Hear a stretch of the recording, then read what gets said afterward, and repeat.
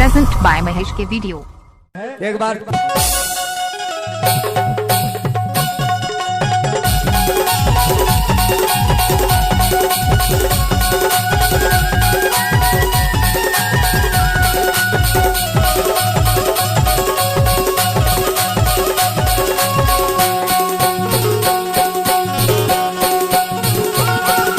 DJ Mahesh.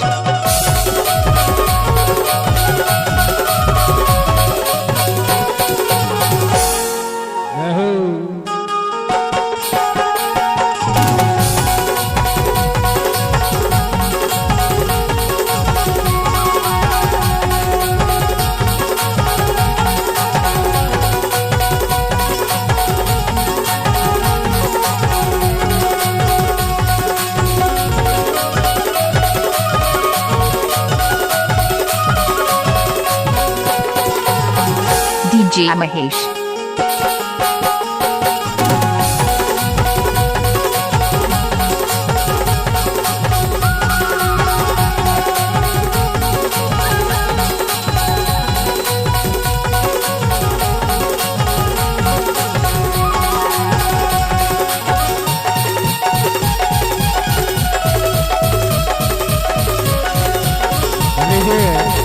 आज सबके बीच हमारे संस्था के समस्त भागवती कलाकार मंच में विराजमान हो चुके हैं आपकी सेवा में।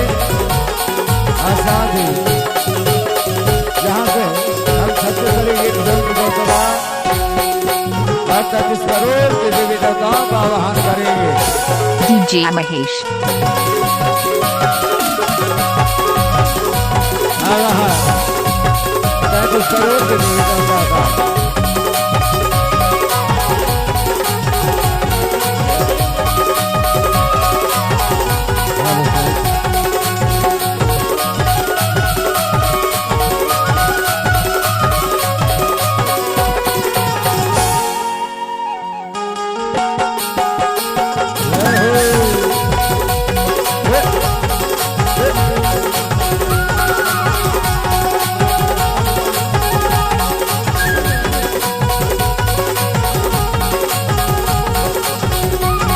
डीजे महेश।